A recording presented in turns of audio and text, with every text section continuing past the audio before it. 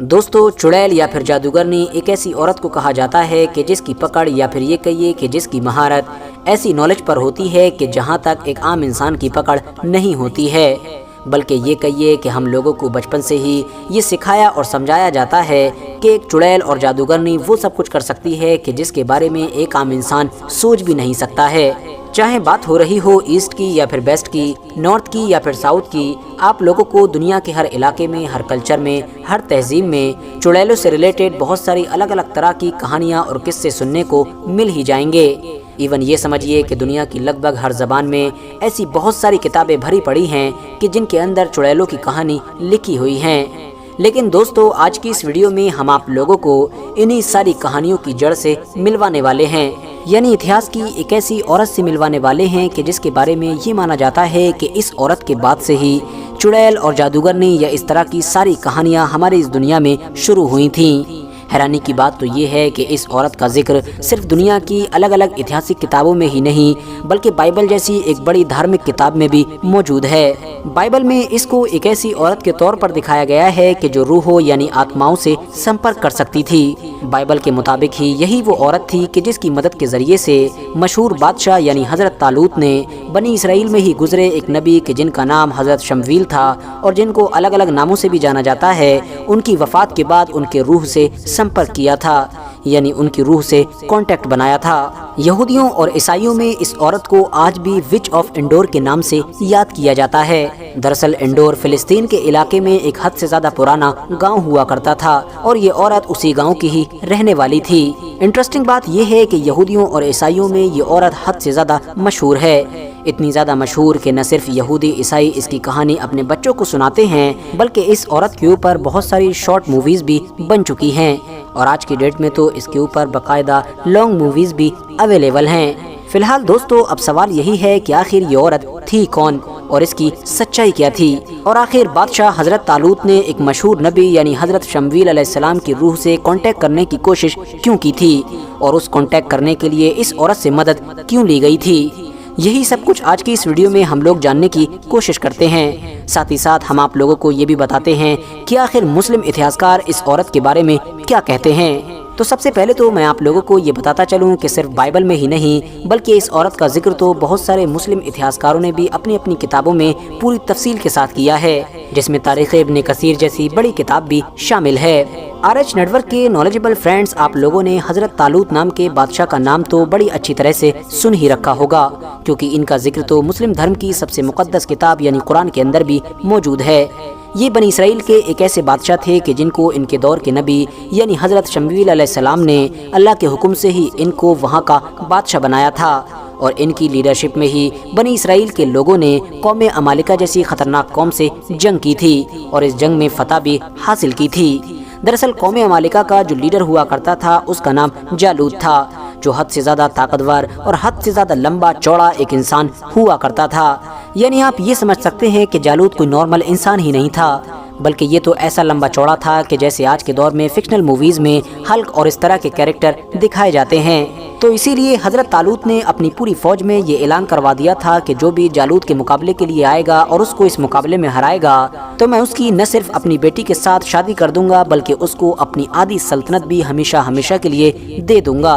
लिहाजा इस ऐलान के बाद बनी इसराइल के लश्कर से हजरत दाऊद अलैहिस्सलाम बाहर आए। याद रहे कि ये वही मशहूर पैगंबर हजरत दाऊद अलैहिस्सलाम हैं कि जिनको इस्लाम धर्म के साथ साथ यहूदियों और ईसाइयों में भी बहुत ज़्यादा माना जाता है। जहाँ एक तरफ मुस्लिम लोग इनको दाऊद के नाम से जानते हैं, तो वहीं यहूदी और ईसाई ज़्यादातर इनको डेविड के नाम से पुकारते हैं। फिलहाल हजरत दाऊद अलैहिस्सलाम ने चंद लम्हों के अंदर ही इस मुकाबले में जालूत को पूरी तरह से चारों खाने चित कर दिया और देखते ही देखते जालूत वहीं पर ढेर हो गया। ऐलान के मुताबिक बादशाह हजरत जालूत ने न सिर्फ अपनी बेटी का निकाह हजरत दाऊद अलैहिस्सलाम के साथ किया, बल्कि उनको अपनी सल्तनत में शरीक भी बना लिया। यानी अब आप ये समझ सकते हैं कि एक तरीके से वो इस सल्तनत में पार्टनर बन चुके थे। मगर जैसे जैसे वक्त गुजरता गया वैसे वैसे अब धीरे धीरे हजरत दाऊद अलैहिस्सलाम की बहादुरी और होशियारी के किस्से दूर दूर तक मशहूर होते चले गए اور نتیجہ یہ ہوا کہ ایک وقت ایسا آیا کہ جب بنی اسرائیل کے لوگ ان کی بہادری اور شجاعت کی وجہ سے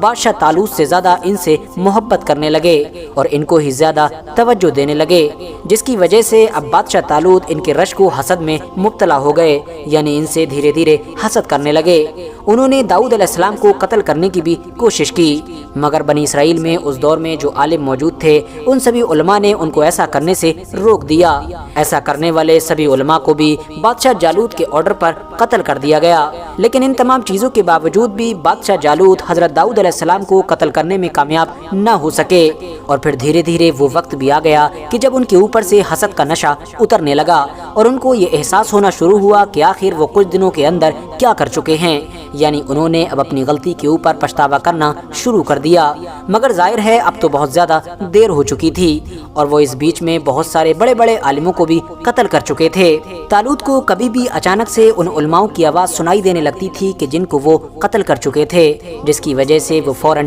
ڈر بھی جایا کرتے تھے، مگر پھر قتل ہونے والے انہی سبھی یہودی علماؤں کے ایک ساتھی کہ جو ابھی بھی زندہ تھے اور چھپ چھپ کر گمنامی کی زندگی گزار رہے تھے، ان سے طالوت کی ملاقات ہوئی۔ بادشاہ طالوت نے ان کے سامنے اپنی پریشانی رکھی تو انہوں نے بادشاہ طالوت کو ایک ایسی عورت کے بارے میں بتایا کہ جو ان کی ساری مصیبت کو حل کر سکتی تھی۔ ان یہودی عالم کے مطابق یہ عورت نہ صرف حد سے زیادہ نالجبل تھی اور بے شمار سبجیکٹس پر مہارت رکھا کرتی تھی، بلکہ ایسی قابل بھی تھی کہ جس کی دعا کبھی بھی رد نہیں ہوتی تھی۔ لہٰذا یہ عورت فوراً بادشاہ حضرت طالوت کو ایک نبی کی قبر پر لے کر گئی اور وہاں پر جا کر اس عورت نے خدا سے یہ دعا کی کہ جو قبر کے اندر نبی موجود ہیں ان کو زندہ کر دیا جائے، اور واقعی اس کی یہ دعا فوراً قبول بھی ہو گئی۔ بنی اسرائیل کے ان نبی نے اپنی قبر سے باہر آ کر بادشاہ حضرت طالوت کے پاسٹ میں کیے گئے سارے گناہوں کی معافی حاصل کرنے کا طریقہ بتایا اور ان کو بتایا کہ کس طرح سے وہ معافی حاصل کر سکتے ہیں۔ ان کے مطابق بتایا ہوا طریقہ یہ تھا کہ بادشاہ طالوت فوراً اس شہر کو